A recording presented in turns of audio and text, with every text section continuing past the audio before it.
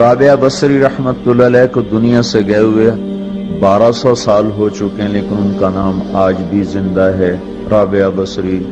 گلگت کی عورتوں کو بھی پتہ ہے رابعہ بصری کوئی بڑی اعلیٰ درجے کی خاتون تھی، پنجاب کی عورت کو بھی پتہ ہے، عرب کی عجم کی عورتوں کو پتہ ہے رابعہ بصری نہ کوئی شہزادی تھی، نہ کوئی ملکہ تھی، نہ کوئی وہ خوبصورت تھی، نہ کوئی خاندانی تھی، بلکہ عورت ہونے کے لحاظ سے ہر عیب اس میں تھا۔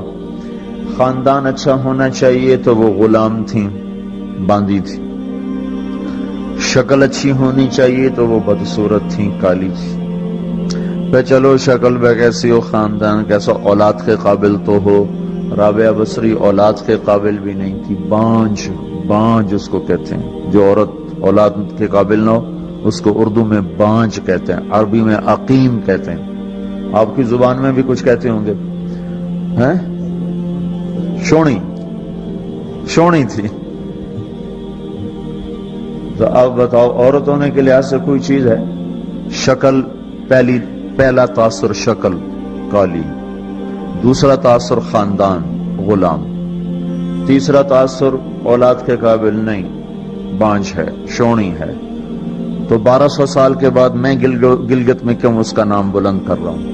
میں نے کسی بادشاہ کی بیوی کا نام تو نہیں لیا، سکندر کی بیوی اور بنو امیہ اور بنو عباس کی ملکہ اور بیگمات ان کے نام تو نہیں لیے، میں کہہ رہا ہوں رابعہ بصری۔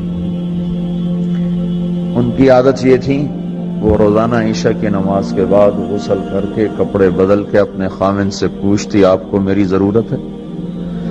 اگر وہ کہتے کوئی نہیں ہے تو پھر پوچھتی مجھے اجازت ہے؟ وہ کہتے اجازت ہے تو پھر مصلی پہ کھڑی ہو جاتی ہے اور فجر کی نماز تک مصلی پر کھڑی رہتی تھی۔ ان کا خامن جلدی فوت ہو گیا، جوانی میں ہی بیوہ ہو گئی۔ تو حسن بصری بصرہ کے امام، کیا سارے مسلمانوں کے امام تھے، وہ خود آئے، خود چل کے آئے کہ میں آپ سے شادی کرنا چاہتا ہوں۔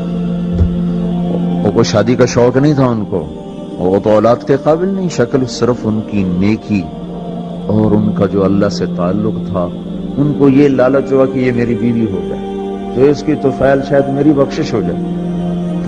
تو ان کے پاس آئے، کہنے لگے رابعہ میں آپ سے شادی کرنا چاہتا ہوں، خود پیغام لے کر آئے۔ تو انہوں نے فرمایا میری 4 باتوں کا جواب دے دو تو میں شادی کر لیتا ہوں۔ کہنے لگے کیا؟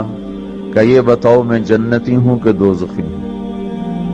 کہنے لگے یہ تو میں کچھ نہیں کہہ سکتا۔ اچھا یہ بتاؤ جب اللہ تعالیٰ قیامت میں اعمال نامے اڑائے گا، کسی کے سیدھے ہاتھ میں آئے گا، کسی کو الٹے ہاتھ میں آئے گا، میرے سیدھے ہاتھ میں آئے گا کہ الٹے ہاتھ میں آئے گا؟ کہنے لگے یہ بھی کچھ نہیں بتا سکتا۔ کہنے لگے اچھا یہ بتاؤ جب اللہ نیکیوں کو تولے گا، کسی کی نیکیاں بڑھ جائیں گی، کسی کے گناہ بڑھ جائیں گے، میرے گناہ زیادہ ہوں گے نیکیاں زیادہ ہوں گی؟ کہ یہ بھی نہیں بتا سکتا۔ کہ اچھا یہ بتاؤ جب لوگ پل صراط سے گزریں گے، کوئی پار نکل جائیں گے، کوئی نیچے گر جائیں گے، تو میں پار نکلوں گی کہ دوزخ میں گروں گی؟ کہنے لگے یہ بھی میں نہیں بتا سکتا۔ تو پھر فرمایا اچھا جاؤ مجھے تیاری کرنے دو، مجھے ان 4 باتوں کی تیاری کرنی ہے، میرے پاس شادی کے لیے وقت کوئی نہیں ہے۔